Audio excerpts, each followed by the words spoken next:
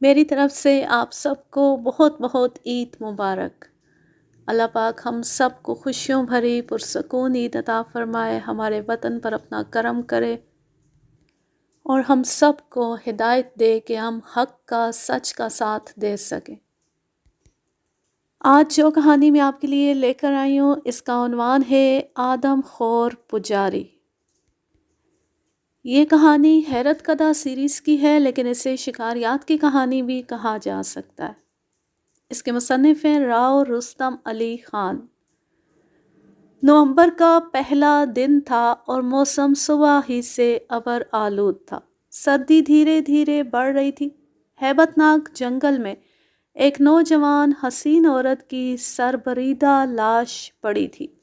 لاش کے قریب کھڑے ہوئے پریشان لوگ بڑی بےتابی سے نامور شکاری رسالدار شیرباز خان پٹھان کا انتظار کر رہے تھے۔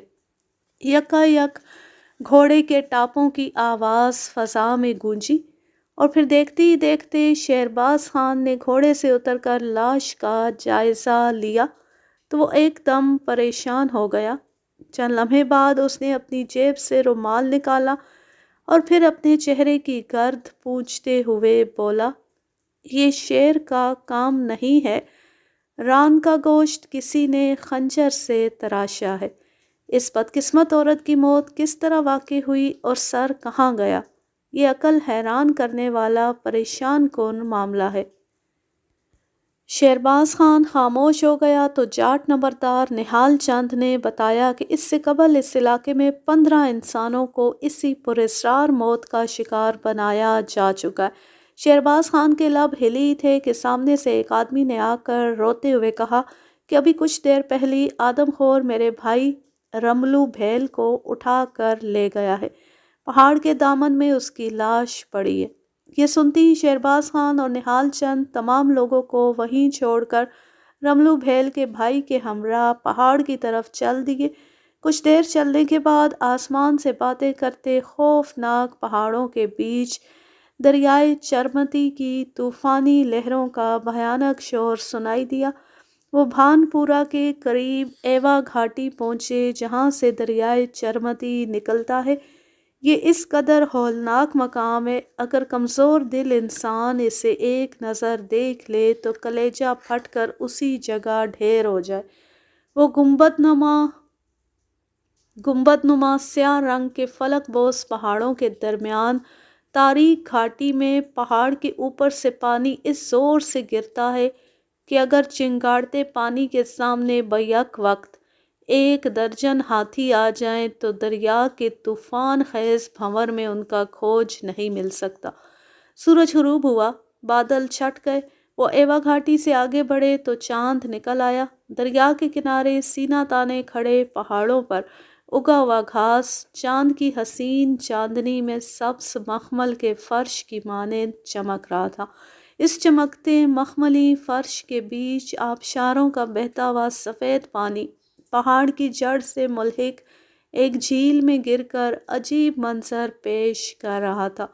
اس جھیل کے کنارے نشیب میں رملو بھیل کی سربریدہ لاش پڑی تھی۔ نوجوان عورت کی لاش کی طرح رملو کی ران کا گوشت بھی خنجر سے تراشا ہوا تھا، تاہم رملو کی کٹی ہوئی گردن پر شیر کے پنجوں کے نشان نمایاں تھے، جنہیں دیکھ کر آدم خور کی ہلاکت خیزی کا گمان ہو رہا تھا۔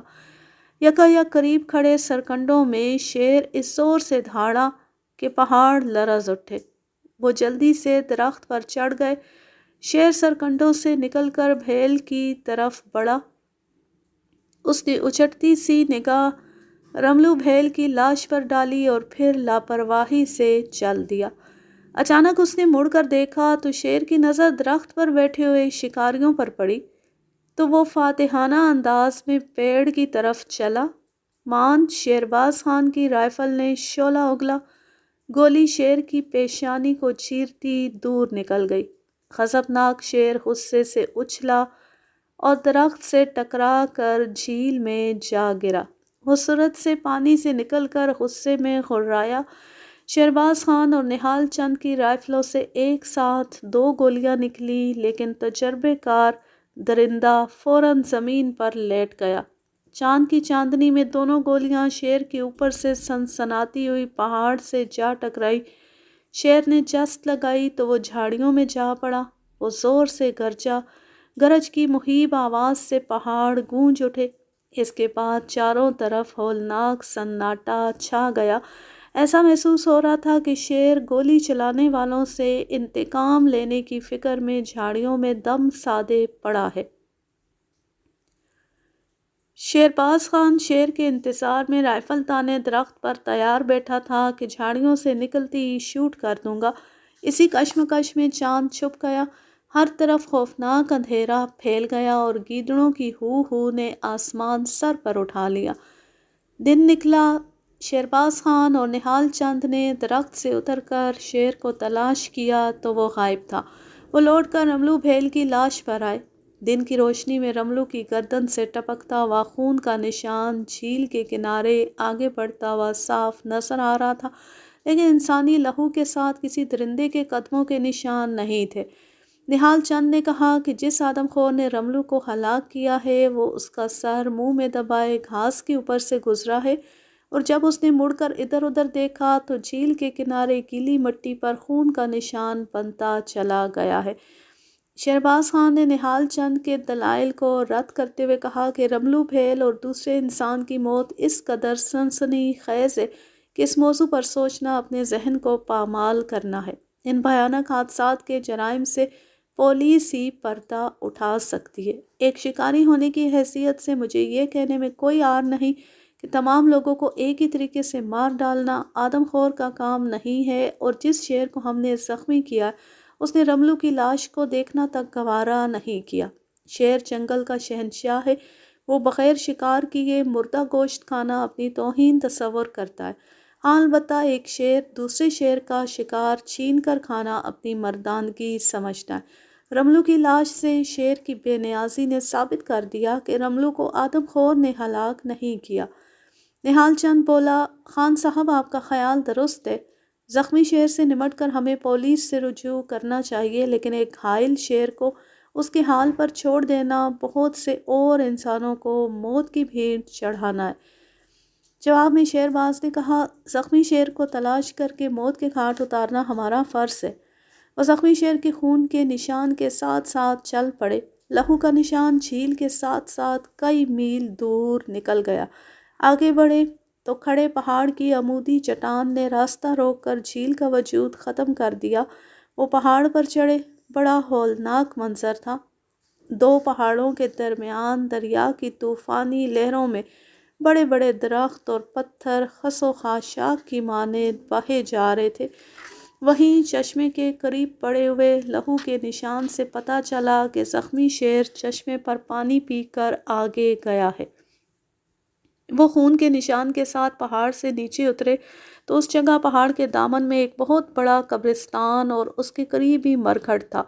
نہال چند نے بتایا کہ اس جگہ جیونت راؤ بلکر اور انگریزوں کے درمیان بڑی خوفناک جنگ لڑی گئی تھی۔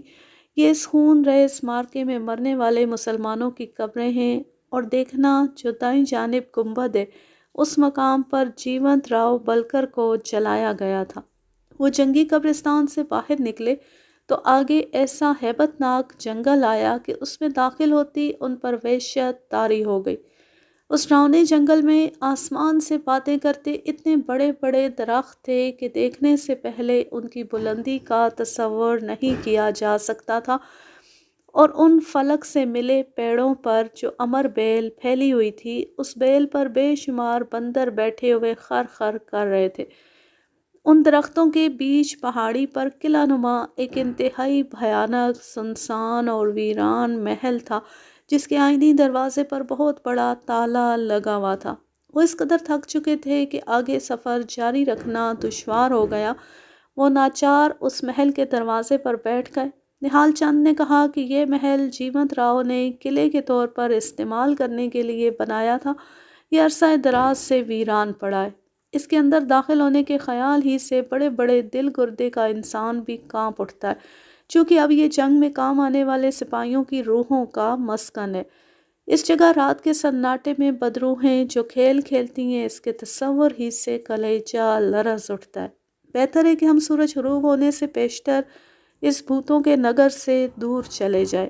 شہرباز خان نے اپنی مونچھوں کو تاؤ دیتے ہوئے نہال چند سے کہا، تو ہم پرست لوگوں کے لایعنی خیالات کی روشنی میں گھڑے ہوئے بیہودہ افسانے سننے کے لیے میں تیار نہیں ہوں۔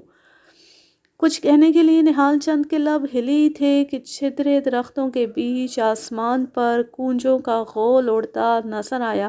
شہرباز خان نے رائفل کا رخ فلک کی جانب کر کے گولی چلائی تو ایک کونج زمین پر آ پڑی۔ اسے بھون کر کھایا تو سینکڑوں بندروں نے درختوں سے اتر کر ان کی طرف بڑھنا شروع کر دیا۔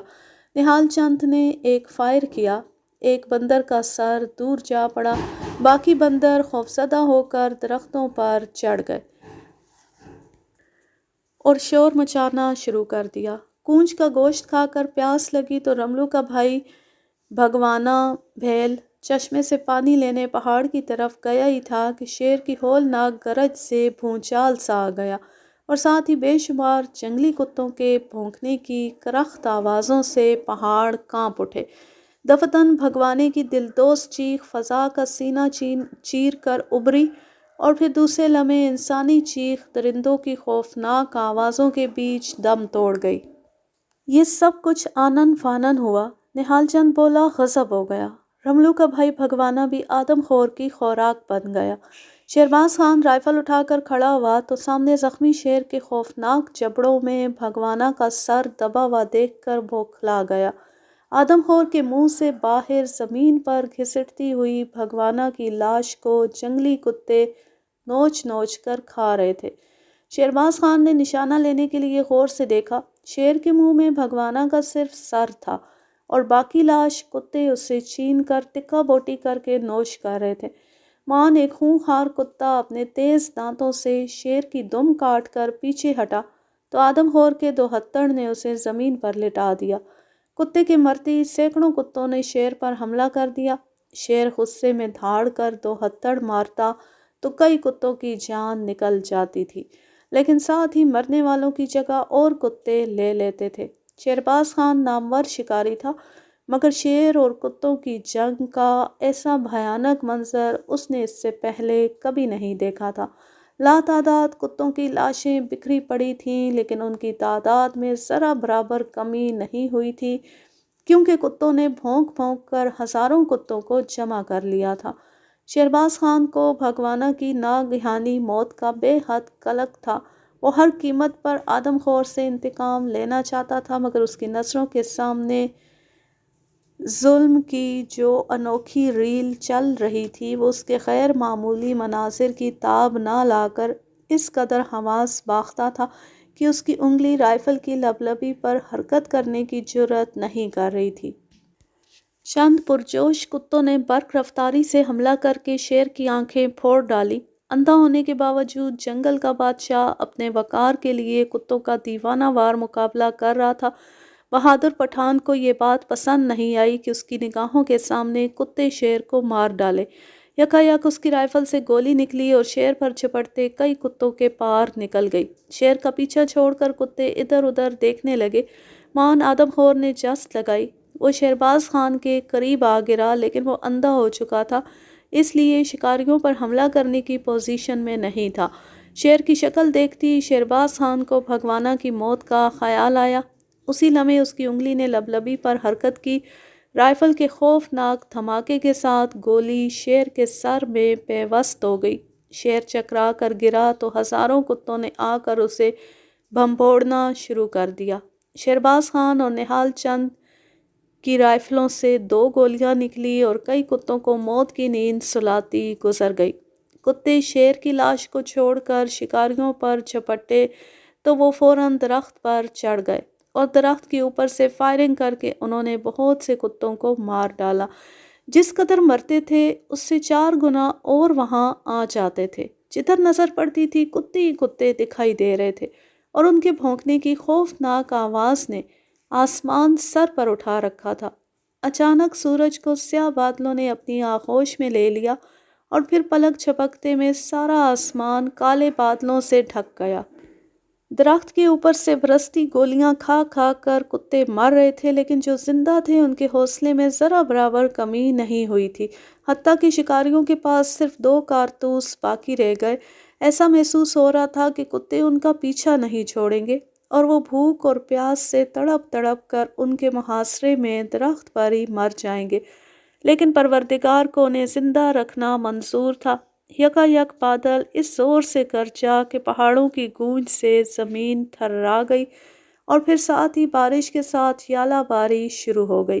شہرباز خان اور نہال چند نے گھبرا کر ادھر ادھر دیکھا تو ان کی نگاہ میں درختوں اور محل کے درمیان امر بیل سے بنے ہوئے ایک پل پر پڑی۔ وہ اس پل کے ذریعے محل کی چھت پر پہنچ گئے۔ وہ پناہ کے لیے بالائی کمرے میں داخل ہونے لگے تو 8 فٹ لمبا اور 1 فٹ قطر موٹا ایک سیاہ اژدہا بجلی کی صورت سے نکل کر زینے کے دروازے پر اپنی دم کے سہارے کھڑا ہو گیا۔ اس کا پھن بہت چوڑا تھا، اس کی چمکدار گول آنکھوں سے شعلے سے لپک رہے تھے۔ اس نے زور سے پھنکار ماری۔ شہرباز خان نے اپنی رائفل کا رخ اس کے پھن کی طرف کیا تو وہ فوراً زینے کے راستے محل کے تاریک اور ہیبت ناک صحن میں اتر گیا۔ یہ ایسا ڈراؤنا منظر تھا کہ خوف سے ان کے جسم سن ہو گئے اور وہ وہیں دروازے پر ساکت کھڑے کھڑے رہ گئے۔ بالائی کمرے میں پناہ لینا ان کی نظر میں موت کو دعوت دینا تھا۔ محل کے نیچے کتوں کے بھونکنے کی آواز میں کوئی کمی نہیں آئی تھی، بلکہ اب تو بھونکنے کی آواز کے ساتھ بندروں کی خرخر نے شریک ہو کر ماحول کو اور زیادہ وحشت انگیز بنا دیا تھا۔ باہر کا نظارہ شکاریوں کی نگاہ کے سامنے تھا۔ آسمان سے برستے پانی میں سینکڑوں بندر پہاڑی کے اوپر سے چھوٹے چھوٹے پتھر اٹھا کر درختوں پر جا رہے تھے۔ کتوں نے پہلے سے زیادہ غضبناک آواز میں بھونکنا شروع کر دیا۔ شہرباز خان اور نہال چند نے چھت سے جھک کر نیچے دیکھا تو درختوں پر چڑھے ہوئے بندر کتوں پر سنگ باری کر رہے تھے۔ مان ایک سیر وزنی اولے پڑنے لگے۔ وہ لوگ موت اور زیست کی کشمکش میں جلدی سے بالائی کمرے میں گھس گئے۔ ٹارچ روشن کر کے جائزہ لیا تو وہاں کوئی اور سانپ نہ تھا۔ موسلادھار بارش کے ساتھ یالہ باری نے طوفانی شکل اختیار کر لی۔ بادل گرج رہا تھا اور بجلی چمک رہی تھی۔ اولوں کے طوفان نے کتوں اور بندروں کی جنگ کے بیچ امن کا جھنڈا لہرا دیا۔ محل کی پختہ چھت پر بڑے بڑے اولے پڑنے سے گڑھے بن گئے۔ یالہ باری رک گئی۔ ابھی موسلادھار بارش جاری تھی۔ اس قدر پانی برسا کہ پہاڑی ندی نالوں کے شور سے کانوں کے پردے پھٹے جا رہے تھے۔ بالائی کمروں میں چاروں طرف ہوادار کھڑکیاں تھیں۔ شہرباز خان اور نہال چند کھڑکی کے قریب کھڑے تھے۔ باہر کے تمام مناظر ان کی نگاہوں کے سامنے تھے۔ پہاڑی گھاٹی میں دریا کا پاڑ تیزی سے پھیلتا جا رہا تھا۔ محل کے قریب بڑا بھیانک منظر تھا۔ پہاڑوں کے اوپر سے پانی کا سیلاب اس طرح آ رہا تھا جیسے سمندر کا بند ٹوٹ گیا ہے۔ شیر اور کتوں کی لاشیں پانی کا تیز ریلا دھکیل کر محل کے نزدیک لے آیا۔ طوفانی لہروں کی گود میں لاشیں انتہائی وحشت ناک انداز میں تیر رہی تھیں۔ بارش نے سارے علاقے کو جل تھل کر دیا۔ خدا خدا کر کے بارش رکی تو وہ بالائی کمرے سے نکل کر کھلی چھت پر آ گئے۔ زینے کی طرف دیکھا، وہی اژدہا اپنا خوفناک پھن پھیلائے دروازے پر موجود تھا۔ شہرباز خان فائر کرنے لگا تو نہال چند نے سرگوشی میں کہا، خان صاحب یہ سانپ نہیں ہے، بلکہ جنگ میں مرے ہوئے کسی فوجی سپہ سالار کی بے چین روح ہے۔ شہرباز خان بولا، مجھے گولی چلانے دیجیے۔ اس نے اپنی رائفل کا رخ ادھر کیا تو اژدہا فوراً صحن میں اتر گیا۔ مان ہولناک تاریکی پھیل گئی۔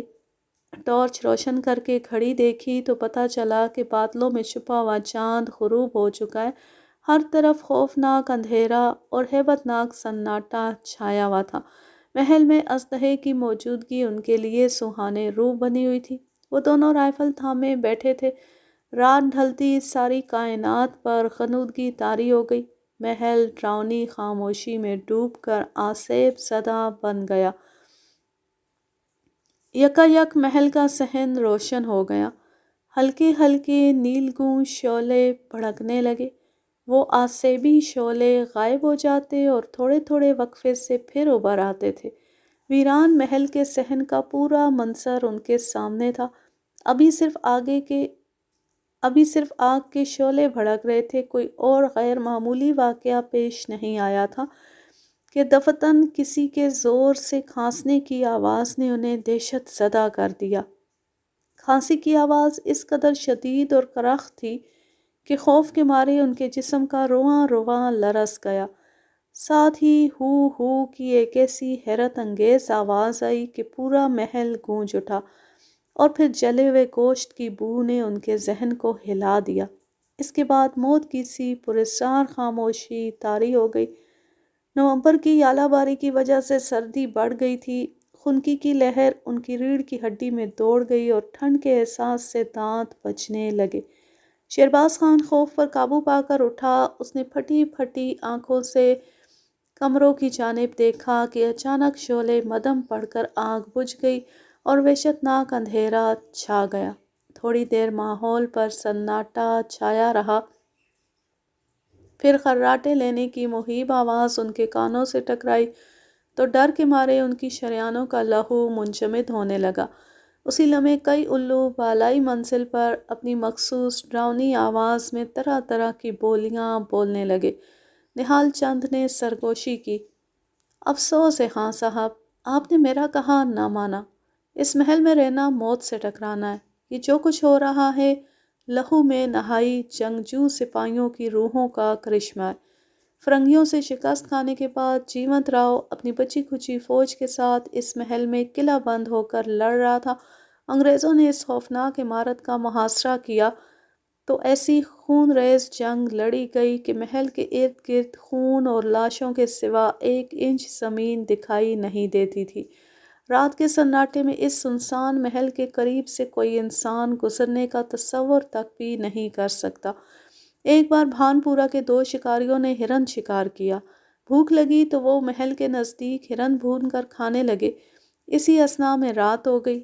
پہلے محل کے اندر سے گانے بجانے کی دلکش آوازیں آئیں، پھر مار دو کی خوفناک للکار نے انہیں اس قدر خوفزدہ کیا کہ دونوں بے ہوش ہو کر وہیں گر پڑے۔ صبح لوگ اٹھا کر انہیں بھانپورہ لائے۔ ایک شکاری مر گیا، دوسرا 6 ماہ بعد چارپائی سے اٹھا۔ بہادر جنگجو لوگوں کی روحیں اس محل پر قابض ہیں۔ یہاں موسیقی کی محفلیں سجتی ہیں اور پھر مار دو کی آواز کے ساتھ تلواروں کی جھنکار سے پہاڑ گونج اٹھتے ہیں۔ کئی مرتبہ چاندنی رات کو محل کے قریب لوگوں نے پہاڑ پر فوجی وردی میں ملبوس ایک سرکٹے فوجی سپہ سالار کو اپنا تن سے جدا سر ہاتھوں میں لیے گھومتے دیکھا ہے۔ اس سر سے چاند کی چاندنی میں تازہ لہو ٹپکتا صاف نظر آتا ہے۔ یہاں جو کچھ ہو رہا ہے اس کے حال پر چھوڑ کر محل سے نکل چلیں تو بہتر ہے۔ شہرباز خان نے کہا، نہال چند، اس محل کے اندر جو خوفناک ڈرامہ کھیلا جا رہا ہے میں اس سے سخت دہشت زدہ ہوں، لیکن روحوں کی دنیاوی زندگی کا قائل نہیں ہوں۔ آپ بے شک چلے جائیں، مجھے خدا پر اعتماد ہے، میں ہر آفت کا خندہ پیشانی سے مقابلہ کروں گا۔ نہال چند بولا، خان صاحب، میں نے جاٹنی کا دودھ پیا ہے، میں ہر مشکل میں آپ کے ساتھ جان دوں گا۔ ادھر یہ گفتگو ہو رہی تھی، ادھر وحشتناک خراٹوں سے سارا محل لرزنے لگا۔ خراٹے لینے کی آواز اچانک ختم ہو گئی اور پھر صحن میں کسی کے چلنے کی آواز ابھری۔ چند لمحے بعد آگ کا شعلہ دوبارہ بھڑکا، تمام صحن روشن ہو گیا، ساتھ ہی سڑے ہوئے گوشت کے جلنے کی بو آئی۔ ہولناک محل میں رونما ہونے والے بھیانک سانحے کی ماہیت معلوم کرنے میں شہرباز خان کا ذہن لرز گیا۔ اس کی سمجھ میں نہیں آ رہا تھا یہ کیا شاخسانہ ہے۔ اسی اثناء میں مان صحن کے عقب میں بنے ہوئے چبوترے پر ایک سفید فام شخص نمودار ہوا۔ اس مکروہ شکل انسان کے چہرے اور سر کے بال بے ترتیبی سے بڑھے ہوئے تھے کہ سر اور داڑھی کے بالوں کا علیحدہ علیحدہ تصور کرنا محال تھا۔ اس کے چہرے پر بکھرے ہوئے خوفناک سیاہ بالوں میں سفید رنگ کی چھوٹی سی چپٹی ناک اور خونخوار درندے کی مانند انگاروں کی طرح دہکتی ہوئی 2 بڑی بڑی مہیب آنکھیں نظر آ رہی تھیں۔ وہ چبوترے پر ایک لمحے کو ٹھٹکا، ادھر ادھر نگاہ دوڑائی اور پھر قریب رکھا ہوا ایک سر ہاتھ میں اٹھا لیا۔ شہرباز خان نے دیکھتے ہی پہچان لیا کہ شیطان صفت انسان کے ہاتھ میں انسان کا سر ہے۔ یکا یک اس آصیب صفت بلا نے وہ سر اس طرح چبوترے پر رکھ دیا جیسے اس کا ہاتھ جل گیا۔ چند منٹ بعد اس نے لوہے کی سلاخ مار کر چبوترے پر رکھے ہوئے سر کے 2 ٹکڑے کر دیے۔ ٹکڑے ہوتے ہی سفید رنگ کا بھیجا بکھر گیا۔ اس نے بڑے ہوئے اپنے خمدار ناخنوں سے بھیجا اکٹھا کیا اور پھر پھونک مار مار کر اسے ٹھنڈا کر کے کھانے لگا۔ یہ ایسا خوفناک نظارہ تھا کہ نہال چند اسے دیکھنے کی تاب نہ لا کر آنکھیں بند کر کے لیٹ گیا اور خوف سے سہم کر شہرباز خان کا سینہ سن ہو گیا۔ اس نے کرب اور بے چینی پر بڑی مشکل سے قابو پایا اور پھر آیت الکرسی کا ورد کرنے لگا۔ خوف کا امڈا ہوا ایک سمندر تھا جو اس کے سینے میں موج زن تھا۔ اس کا دل بار بار اس سے سرگوشیاں کر رہا تھا۔ شہرباز خان، اگر تم ڈرتے رہے تو موت یقینی ہے اور خوفزدہ ہو کر محل سے بھاگ گئے تو دنیا کو کیا منہ دکھاؤ گے؟ اس نے ایک جھرجھری سی لی تو اس کے اعصاب پرسکون ہو گئے۔ وہ اس ہولناک منظر کو ٹکٹکی باندھے دیکھ رہا تھا کہ محل میں جلتی ہوئی آگ بجھ گئی، صحن میں اندھیرا پھیل گیا، چاند نکلا اور اسی لمحے سیاہ بادلوں نے اسے اپنے پہلو میں چھپا لیا۔ خراٹے لینے کی آواز سے آسیب زدہ محل پھر گونج اٹھا۔ شہرباز خان نے ٹارچ چلائی۔ وہ مافوق الفطرت وہیں چبوترے پر پڑا سو رہا تھا۔ اس سفید ویشی کا بھیانک منہ کھلا ہوا تھا اور قریب پڑی ہوئی انسانی سر کی ہڈیوں کو وہی خوفناک اژدہا چاٹ رہا تھا۔ شہرباز خان پر پھر کپکپی طاری ہو گئی۔ اسے اپنی آنکھوں پر یقین نہیں آ رہا تھا کہ ایک خوفناک اژدہا اور انسان اس طرح گھل مل کر ساتھ رہ سکتے ہیں۔ مان ناگ نے اپنا چوڑا پھن اٹھا کر ٹارچ کی روشنی کی طرف دیکھا۔ اژدہے کی تیز آنکھوں سے آگ کی چنگاریاں سی نکل رہی تھی۔ ڈر سے پٹھان سردار کی روح لرز گئی، لیکن وہ معمولی دل گردے کا انسان نہیں تھا۔ وہ مسلسل اژدہے کو گھورتا رہا اور پھر تیزی سے اٹھ کھڑا ہوا۔ نہال چند نے دھیرے سے پوچھا، کیا بات ہے؟ اس نے سرگوشی میں جواب دیا، میں محل میں اتر کر روحوں کی دنیا کی سیر کروں گا۔ آپ کے پاس جو ایک کارتوس ہے وہ مجھے دے دیجیے۔ نہال چند بولا، آپ موت سے نہ کھیلیں۔ شہرباز خان نہال چند کی بات انسنی کر کے زینے میں داخل ہو گیا۔ نہال چند بھی رائفل اٹھا کر اس کے ساتھ ہو لیا۔ شہرباز خان نے زینے سے صحن میں اترنے والی آخری سیڑھی پر پہنچ کر رائفل پر چڑھی ہوئی ٹارچ چلائی اور لبلبی دبا دی۔ خوفناک دھماکے سے محل گونج گیا۔ گولی اژدہے کے پھن کے پار نکل گئی۔ وہ بھیڑیا صفت آدمی چونک کر اٹھا۔ اس نے جلدی سے تیر کمان اٹھائی۔ شہرباز خان نے تیزی سے لپک کر اسے وہیں دبوچ لیا۔ اس نے گرفت سے نکلنے کے لیے بڑے ہاتھ پاؤں مارے، لیکن پٹھان کی آئینی طاقت کے سامنے پیش نہ گئی۔ نہال چند نے آگے بڑھ کر اپنی پگڑی سے اس کے ہاتھ باندھ دیے۔ صحن کا کافی حصہ اژدہے کے لہو سے سرخ ہو گیا۔ وہ چند منٹ تڑپا اور پھر مر گیا۔ شہرباز خان نے ٹارچ کی روشنی میں محل کی تلاشی لی تو ایک کمرے میں ٹوٹی ہوئی انسانی کھوپڑیوں کا ڈھیر پڑا تھا۔ یہ بھیانک منظر دیکھ کر پٹھان پر سکتہ طاری ہو گیا۔ دوسرے لمحے اس نے اپنے آپ کو سنبھال کر اس درندہ صفت انسان کو رائفل کا بٹ مار کر اس کی ہولناک زندگی کے بارے میں دریافت کیا تو اس نے اپنی گھناؤنی زندگی سے پردہ اٹھایا۔ میرا نام رمیش مینا ہے۔ مجھے اعتراف ہے کہ میں انسانی گوشت کا رسیا ہوں۔ رمیش کا نام سنتے ہی شہرباز خان کے کان کھڑے ہوئے۔ رمیش مینا میواڑی تھا۔ وہ آدم خوری کے جرم میں گرفتار ہو کر مہارانا فتح سنگھ والی اودھے پور کے روبرو پیش ہوا تو اسے سزائے موت کا حکم سنایا گیا۔ پھانسی ہونے سے قبل وہ جیل کی سلاخیں کاٹ کر پراسرار طور پر فرار ہو گیا تھا۔ اس کی گرفتاری کے لیے 5,000 روپے کے انعام کا اعلان کیا گیا تھا۔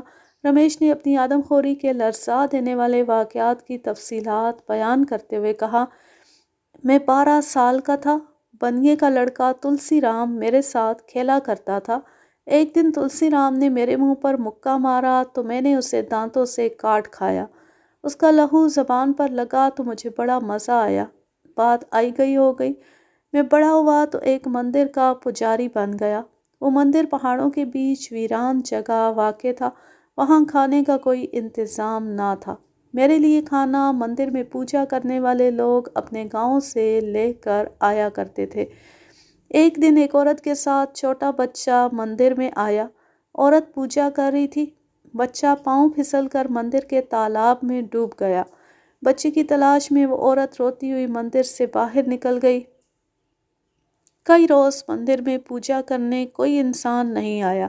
ایسا پہلے کبھی نہیں ہوا تھا۔ بھوک کے مارے مجھ پر دیوانگی طاری ہو گئی۔ تالاب میں بچے کی لاش تیرتی دیکھ کر میرے منہ میں پانی بھر آیا۔ ساتھ ہی تلسی بنیے کے لہو کا مزہ یاد آیا۔ تالاب سے بچے کی لاش نکال کر اس کی ران کا گوشت اور بھیجا بھون کر کھایا تو وہ لطف آیا جسے الفاظ میں بیان نہیں کیا جا سکتا۔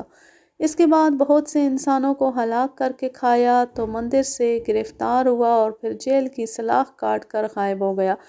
یہ ویران محل مجھے بہت پسند آیا۔ چونکہ اس سنسان محل کو ایک نظر دیکھتے ہی لوگ تھرا اٹھتے ہیں، میں خواب میں بھی نہیں سوچ سکتا تھا کہ محل کے اندر آ کر کوئی مجھے گرفتار کر سکتا ہے۔ میرا طریقہ جرم یہ تھا کہ میں رات کی تاریکی میں محل سے نکلتا، موقع ملتے ہی انسان کی شیرک پر خنجر مارتا، اپنے بڑے ہوئے خمدار ناخنوں سے گردن پر شیر کے پنجوں کے مشابہ نشان بناتا، سر اور ران کا گوشت محل میں لے آتا اور پھر بھون کر خوب جی بھر کر کھاتا۔ میری پھینکی ہوئی ہڈیاں چاٹنے محل میں اژدہا آنے لگا۔ یہ میرا جگری دوست بن گیا اور یہیں میرے ساتھ رہنے لگا۔ رمیش مینا خاموش ہو گیا۔ مینا ایک ذات ہے اور اس قبیلے کے لوگ ضلع حصار میں آباد ہیں۔ اور پھر اژدہے کی لاش پر گر کر وہ پھوٹ پھوٹ کر رونے لگا۔ شہرباز خان نے کمر پر بندوق کا پٹ مار کر اسے اژدہے کی لاش پر سے اٹھایا تو وہ انتہائی بے قراری اور اضطراب کی حالت میں چلایا، میں مجرم اور قصوروار ہوں، پھانسی کا پھندا گلے میں مسکرا کر پہنوں گا۔ میرا ساتھی اور غمگسار یہ بے گناہ اژدہا کیوں قتل کیا؟ نہال چند نے اس کے منہ پر زور سے تھپڑ مارتے ہوئے کہا، ظالم اور بے رحم پجاری، ہمیں بکرے کا گوشت کھانے سے منع کرتے ہو اور خود انسانی دماغ چٹ کر جاتے ہو۔ شہرباز خان کو رمیش کی گرفتاری کے سلسلے میں 5,000 روپے انعام ملا اور اس آدم خور کو اودے پور کے چوک میں کھڑا کر کے گولی سے اڑا دیا گیا۔ اس کہانی کا ماخذ ہے سیارہ ڈائجسٹ، اگست سن 1972۔ اب میں لیتی ہوں آپ سے اجازت۔ جہاں رہیں خوش رہیں، شاد و آباد رہیں، ہنستے مسکراتے رہیں۔ اللہ حافظ، اللہ نگہبان۔